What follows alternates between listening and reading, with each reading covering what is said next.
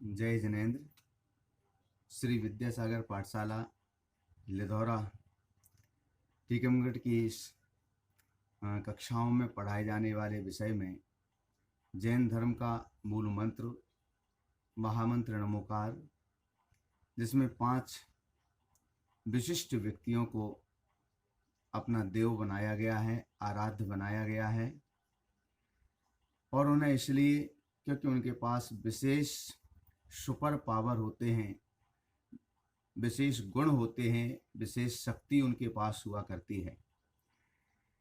पिछले दिनों हमने आपके लिए उनके पास क्या नहीं होना चाहिए, ऐसे 18 दोषों का विवेचन किया हुआ था कि यह जो 18 चीज़ें हैं उनके पास नहीं हुआ करती हैं, वे उनके पास नहीं होना चाहिए।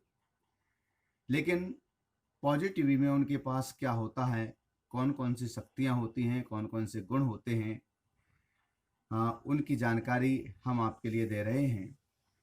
जिन दर्शन में 5 परमेष्टि के रूप में अरिहंत परमेष्टि, सिद्ध परमेष्टि, आचार्य परमेष्टि, उपाध्याय परमेष्टि और साधु परमेष्टि के लिए स्वीकार किया गया है। अरिहंत परमेष्टि के पास 46 अर्थात 46 विशेष शक्तियां होती हैं, जिनका नाम है मूल गुण। सिद्ध परमेष्टि के पास 8 प्रकार के मूल गुण हुआ करते हैं। आचार्य परमेष्टि के पास 36 मूल गुण हुआ करते हैं। उपाध्याय परमेष्टि के पास 25 मूल गुण हुआ करते हैं और साधु परमेष्टि के पास 28 मूल गुण हुआ करते हैं। यह इनकी विशेष शक्तियां हैं जो मूल गुण के रूप में स्वीकार की गई हैं। वैसे अनंत शक्ति होती हैं, अनंत पावर इनके पास होते हैं, अनंत गुण इनके पास होते हैं, लेकिन कथन दृष्टि की अपेक्षा से मात्र इतने ही गुणों का वर्णन किया जाता है। इन सभी का अगर हम योग करें 46, 8, 36, 25 और 28, तो इनका योग 143 होता है, अर्थात 143 पांचों परमेष्टि के संयुक्त मूल गुण हुआ करते हैं। और पांचों परमेष्टि के ये संयुक्त मूल गुण हमें इस बात की सूचना देते हैं, इस बात के सूचक हैं कि हम इनके अंदर छिपे हुए, इन अंकों के अंदर छिपे हुए रहस्यों को जानें और अपनी उस शक्ति को प्रकट करें। सबसे पहले एक सरलतम तरीका हम आपके लिए बतला रहे हैं। इन 5 परमेष्टि के विशेष शक्तियों की संख्या को अगर याद रखना है तो जैसे 10 अंक का एक मोबाइल नंबर होता है, 10 डिजिट का, वह मोबाइल नंबर आप याद रखें। और वह मोबाइल नंबर है 4608362528। फिर से एक बार देख लें, 4608362528। इसको आप देखिएगा, हिंदी में बोले तो 460 83 625 28 यह नंबर है। और इन 10 अंकों में 5 परमेष्टियों के विशेष पावर के अंक छिपे हुए हैं, शक्तियां छिपी हुई हैं। वो विशेष नंबर आपके लिए फिर से बतला देते हैं। इसमें 10 अंकों में 5 परमेष्टि के 2-2 अंक विभाजित हैं। पहले 2 अंक अरिहंत परमेष्टि के हैं, उसके बाद के 2 अंक सिद्ध परमेष्टि के हैं, उसके बाद के 2 अंक आचार्य परमेष्टि के हैं, उसके बाद के 2 अंक उपाध्याय परमेष्टि के हैं और उसके बाद के 2 अंक साधु परमेष्टि के हैं। प्रथम 2 अंक अर्थात 46 यह अरिहंत परमेष्टि के मूल गुण हैं। उसके बाद के 2 अंक 08 यह सिद्ध परमेष्टि के मूल गुण हैं। उसके बाद के 2 अंक 36 यह आचार्य परमेष्टि के मूल गुण हैं। और उसके बाद के 2 अंक 25 यह उपाध्याय परमेष्टि के मूल गुण हैं। और उसके बाद के 2 अंक 28 यह साधु परमेष्टि के मूल गुण हैं। तो हम अगर यह 10 अंक का एक नंबर याद रख लेते हैं तो इससे भी हमारे लिए 5 परमेष्टि के इन सुपर पावर अंक को याद रखने में सुविधा हो सकती है। दूसरा, हमने इसे मोबाइल नंबर इसलिए कहा है कि जैसे हम अपने मोबाइल में फीड नंबर को डायल करते हैं और जिसके लिए भी डायल करते हैं उससे हमारा संपर्क होता है, हमारी बात होती है, हम उससे वीडियो कॉल भी कर सकते हैं, उसे देख भी सकते हैं और सामने फेस टू फेस बात भी कर सकते हैं। ऐसे ही अगर हम इन पांचों परमेष्टि के इस मूल गुण के नंबर को अपने मोबाइल में फीड कर लेते हैं और जब कभी भी हमें दुख तकलीफ है या ऐसा कुछ भी लगता है, अनईजी फील होता है, मन में अच्छा नहीं लग रहा है, तो उस समय हम इस नंबर को डायल करें। आवाज़ वहाँ से क्या आ रही है इसकी ओर आपका दृष्टिपात ना हो, इसकी ओर आपका ध्यान ना हो। हम मोबाइल को अपने कान में यूं ही लगाएं और मन को परमात्मा के चरणों से बांधें। जो ध्यान में आपने सीखा था, शरीर के 5 केंद्रों पर ध्यान ध्यान की अवस्था में जो भी जाना था आपने, उस पर अपने मन को लगाइएगा, रमाइएगा। आवाज़ वहाँ साइलेंट हो जाती है, आवाज़ वहाँ मौन हो जाती है, लेकिन उन परमात्मा की ओर ध्यान होने से हमारी दृष्टि सिर्फ वहीं रहती है और उनके पास जो सुपर पावर है, उसकी किरणें, उसकी आभा, उसकी ऊर्जा हम तक आती है और हमारे दुख दर्द, हमारे अंदर का संताप, हमारे अंदर की बेचैनी या हमारे अंदर जो कार्य नहीं हो पा रहे थे, जो अक्षमता थी कार्य करने की, वो सारे कार्यों की सिद्धि हुआ करती है। यह इसका रूल है, इसका नियम है कि हम जिनसे कांटेक्ट करते हैं और मन से सारे के सारी चीज़ें हम लगा करके करते हैं, तो नियम से हमारा संपर्क होता ही होता है। हम उन परमात्मा के साथ श्रद्धा की डोर से, भावों की डोर से, विशुद्ध विचारों की डोर से जब बंधते हैं, तो वहाँ से मुझे नियम से कोई ना कोई प्रति उत्तर के रूप में मिलता ही मिलता है। वह ऊर्जा ही मेरे पास वापस लौट करके आती है। महामंत्र नमोकार के माध्यम से जिस ऊर्जा को हमने तैयार किया हुआ था, जिस ऊर्जा को हमने पाया हुआ था, तो यह 10 अंक का एक मोबाइल नंबर है जिसे आप कभी भी प्रयोग कर सकते हैं। इसके अनेक प्रयोग हमने किए हैं और उन प्रयोगों में सफलता मिली हुई है। चाहे विद्यार्थियों को परीक्षा के समय पेपर मिलने पर अंदर से जो घबराहट पैदा होती है, आकुलता पैदा होती है और उससे आते हुए आंसर भी वो भूल जाते हैं, वे उत्तर उन्हें याद नहीं रखते रहते हैं। हमने इसका प्रयोग उन विद्यार्थियों के साथ भी किया है और उन्हें अपूर्व सफलता इसमें मिली है। उनके लिए वह पेपर जो विस्मृत हो रहा था उत्तर उसके, वो उनके लिए प्राप्त हुए हैं। दुकानदारों के साथ, व्यापारियों के साथ भी इस प्रकार के प्रयोग किए हुए हैं, तो इसमें भी सफलताएं मिली हैं और हमें भी शुद्ध मन से इसका प्रयोग करना चाहिए। इन 10 अंकों को जब हमने जोड़ा तो 143 हुआ, 143 हुआ। इस संख्या को जरा देख लेते हैं। इसमें 1 है, 4 है और 3 है। ये 3 अंक हैं। इन तीनों अंकों को पहले जोड़ते हैं। 1 + 4 + 3 = 8। अर्थात हमें 8 की संख्या यह सूचित कर रही है कि 8 कर्मों का जिन्होंने नाश कर दिया है, उनके लिए ही नंबर 1 का पद प्राप्त हुआ करता है। पहली संख्या 1 है, उसके बाद 4 है, फिर 3 है। इन तीनों को हमने जो जोड़ा तो 8 हुआ, 8 हुआ। अर्थात 8 कर्मों को जो नाश कर देता है, उसे ही नंबर 1 प्राप्त हुआ करता है। वही नंबर 1 पर पहुंच पाता है और नंबर 1 पर सबसे बड़े अगर परमात्मा कोई हैं, सबसे बड़े अगर परमेष्ठी कोई हैं, तो वे सिद्ध परमेष्ठी के रूप में जाने जाते हैं। सिद्ध परमेष्ठी ही सबसे बड़े परमेष्ठी माने जाते हैं।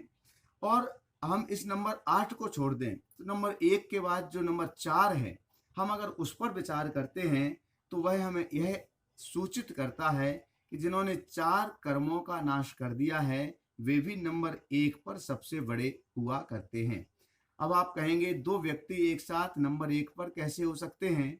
तो इसका उत्तर यह है कि जिन्होंने 8 कर्मों का नाश किया है। जैन दर्शन में कर्म एक प्रक्रिया है जो आत्मा के साथ बंध को प्राप्त होती है, जिसका संबंध होता है जैसे दूध और पानी मिल जाता है, हमें बाहर से दिखाई नहीं देता है, लेकिन वो दोनों अलग अलग चीजें होती हैं। दूध अलग होता है, पानी अलग होता है, दोनों का गुणधर्म अलग होता है। इसी प्रकार से आत्मा ज्ञान और दर्शन गुणधर्म वाली है और कर्म स्पर्श रस गंध वर्ण वाली पुद्गल होने के कारण से उस वाली है। उन दोनों का जब आत्मा के साथ मेल हो जाता है तो यह कर्म बंधन से सहित होने से इस संसार में रुकी रहती है, परिभ्रमण करती रहती है, भटकती रहती है, दुख और सुख को सहन करती रहती है। लेकिन जब वही कर्म आत्मा से अलग हो जाते हैं, तब इसकी दुख और सुख की जो परिणतियां थी वो इससे ऊपर उठ जाता है और इनसे पृथक हो जाया करता है। तो वे 8 कर्म के रूप में हैं। हम संक्षेप में उनके नाम आपके लिए बतला देते हैं। ज्ञानावर्णी, दर्शनावर्णी, वेदनीय, मोहिनीय, आयु, नाम, गोत्र और अंतराय। इनके अलग अलग काम भी होते हैं। जैसे ज्ञानावर्णी होता है वो ज्ञान बुद्धि को कम करता है, दर्शनावर्णी होता है वो दृष्टि को कम करता है, वेदनीय होता है वो सुख दुख की सामग्रियों पर प्रतिबंध लगाता है, मोहिनी है वह सुख दुख का अनुभवन नहीं करने देता है, आयु है वो एक आयल की भांति होता है, तेल की भांति होता है, जब तक रहेगा तब तक दीपक जलता है। तो यह आयु कर्म है जो हमें संसार में रोक करके रखता है, यहाँ से बाहर नहीं जाने देता है। एक गति का आयु कर्म खत्म हुआ तो वह दूसरी फ्यूल भरवा लेता है, दूसरा आयल भरवा लेता है, दूसरी गति में चला जाता है। लेकिन जब चारों गति का जो 4 गति है, मनुष्य, देव, नरक और देव, चारों का फ्यूल खत्म हो जाता है तो वह सिद्ध परमात्मा बन जाता है, फिर कोई नया तेल नहीं डलवाता है वो।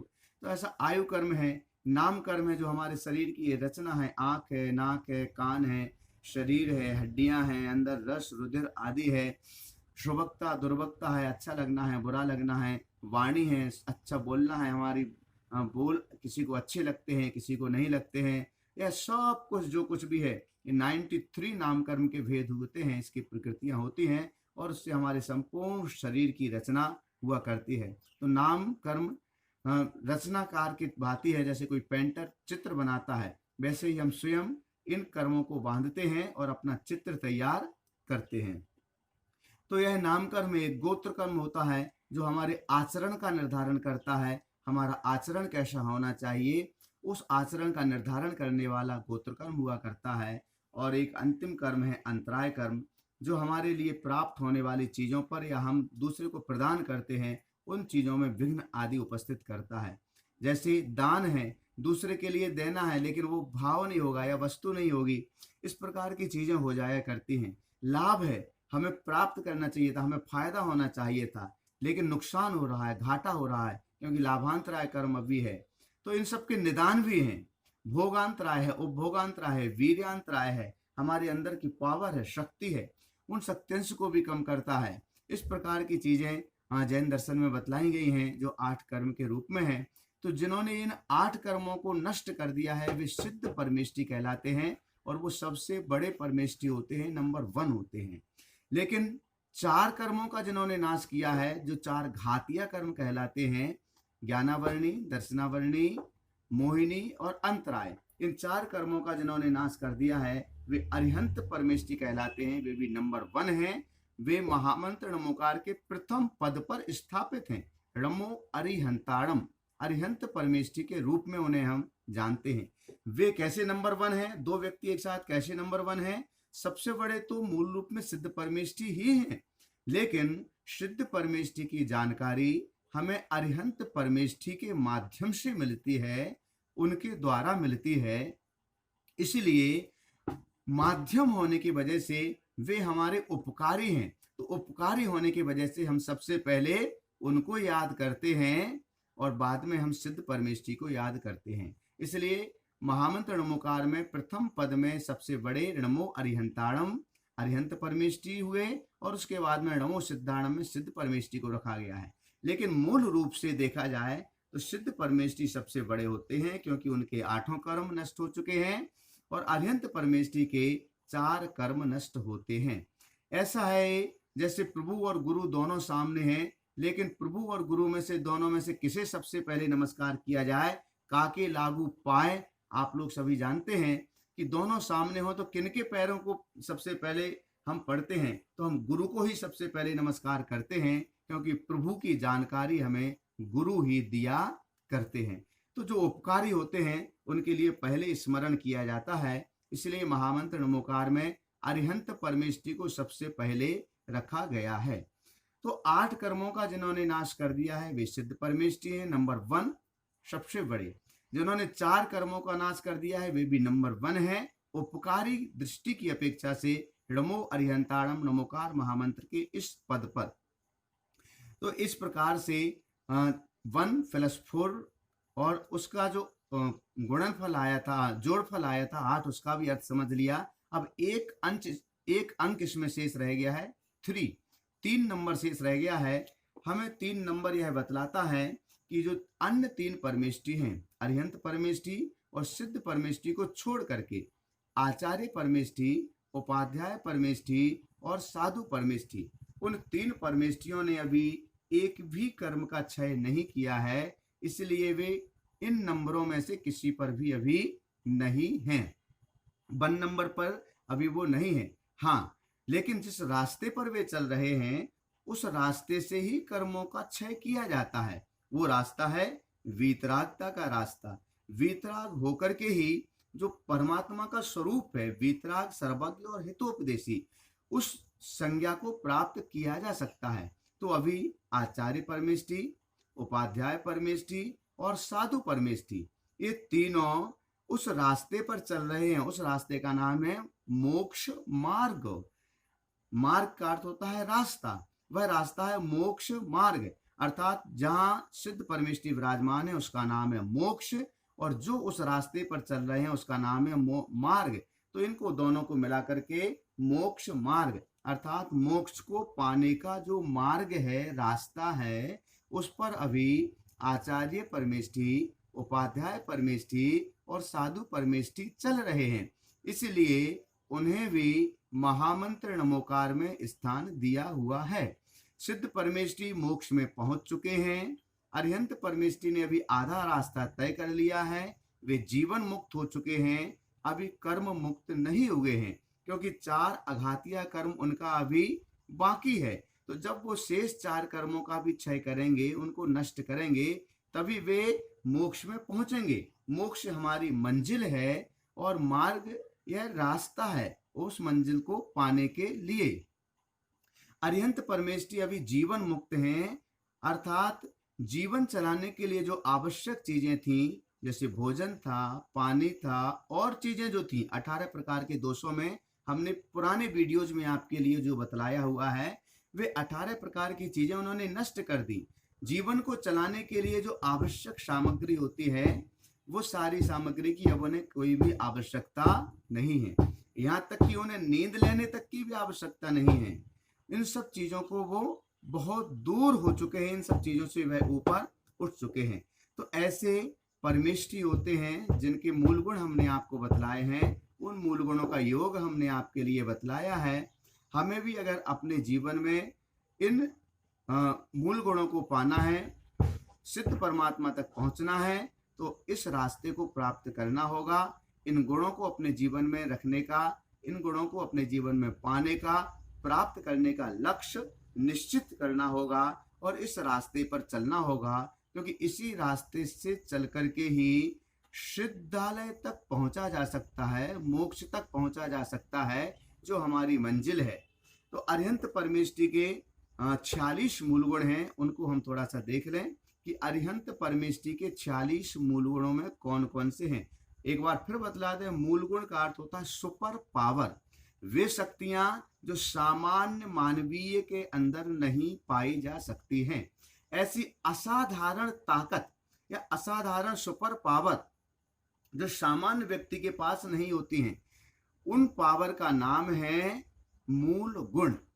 तो अरिहंत परमेष्टि के पास ऐसे 46 अर्थात 46 मूल गुण हुआ करते हैं, जिनमें उनके जन्म के 10 अतिशय हैं, केवल ज्ञान के 10 अतिशय हैं, देवों के द्वारा किए जाने वाले 14 अतिशय हैं, अष्ट प्रातिहार्य हैं और अनंत चतुष्टय हैं। यह अतिशय क्या चीज है, हम आने वाले वीडियो में आपके लिए जब जन्म के 10 अतिशयों का वर्णन करेंगे तब आपके लिए बतलाएंगे कि ये अतिशय है क्या चीज है, ये क्या चमत्कार है या अतिशयोक्ति है। ऐसी कोई भी चीज नहीं है, वो आने वाले वीडियोज में आप जान पाएंगे। इसी प्रकार से केवल ज्ञान के भी 10, देवों के द्वारा किए जाने वाले 14, अष्ट प्रातिहार इनके मंगल बोधक जो चिन्ह होते हैं वे हैं, और अनंत चतुष्टय के बारे में आप पुराने वीडियो में सुन चुके हैं कि 4 घातिया कर्मों के नाश करने से, 4 घातिया कर्म अर्थात ज्ञानावर्णी, दर्शनावर्णी, मोहिनी और अंतराय, ज्ञानावर्णी के नाश करने से उन्हें अनंत ज्ञान का सुपर पावर प्राप्त हुआ है। कितना भी जाने, 3 लोक और तीनों कालों की सारी चीजों को, सारे पदार्थों को एक साथ हाथ पर रखे हुए आंवले के समान जानते हैं, लेकिन उसके बाद भी वे विचलित नहीं होते हैं और उन्हें किसी भी प्रकार की कोई परेशानी भी नहीं हुआ करती है। तो यह अनंत ज्ञान का सुपर पावर उनको प्राप्त हो गया है। दर्शनावरणी कर्म के नाश होने से अनंत दर्शन का सारे तीन लोक और तीनों कालों के पदार्थों को एक साथ देखते हैं, लेकिन उसके बाद भी उन्हें कोई आश्चर्य नहीं लगता है। तो यह सुपर पावर भी उनके लिए प्राप्त हो गया है। और मोहिनी के क्षय होने से अनंत सुख, हम थोड़ा थोड़ा आंख का सुख, टीवी देख लेते हैं तो आनंद आ जाता है, गाने सुन लेते हैं तो आनंद आ जाता है, कोई मिठाई खा लेते हैं तो आनंद आ जाता है, रसना का सुख, अच्छा स्पर्श कर लेते हैं, अच्छा गद्दा मिल जाता है, अच्छे अनुभव मिल जाते हैं तो वो आनंद मिल जाता है, उस आनंद का नाम ही सुख है। लेकिन उन्हें अनंत सुख हुआ जिस सुख का कभी अंत होने वाला नहीं है। तो ऐसा सुपर पावर रूप जो सुख है, जो आनंद है, वह मोहिनी कर्म के क्षय हो जाने से और चारित्र की पूर्णता हो जाने से अरिहंत परमेष्ठी के लिए प्राप्त हुई है।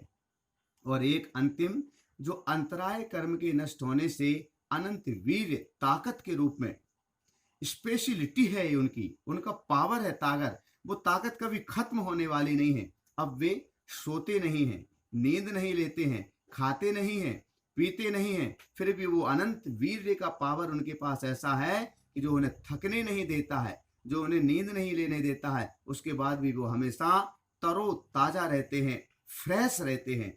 तो ये अरिहंत परमात्मा के 46 सुपर पावर हमने आपके लिए बतलाए। अभी मात्र हमने संख्या बतलाई है। इनके विशेष लक्षण जानने के लिए, इनकी विशेषताएं जानने के लिए, इन सुपर पावर के रहस्य जानने के लिए आप देखते रहिए हमारे आगे आने वाले वीडियो। और आप उन वीडियो में जान सकेंगे कि जैन दर्शन में जिसे परमात्मा माना गया है, भगवान माना गया है, वो कितने सुपर पावर से सहित होता है, उनके पास कितनी ताकत होती है, और उस ताकत के बलबूते हम उन परमात्मा को अपना देवता मानते हैं, अपना आराध्य मानते हैं। तो इन सब चीज़ों को जानने के लिए और जैन दर्शन के गूढ़ रहस्यों को जानने के लिए भी आप आने वाले आगे के वीडियोज देखते रहिएगा, सुनते रहिएगा और जैन दर्शन के इन गूढ़ रहस्यों को भी जानते रहिएगा। सभी को जय जिनेन्द्र।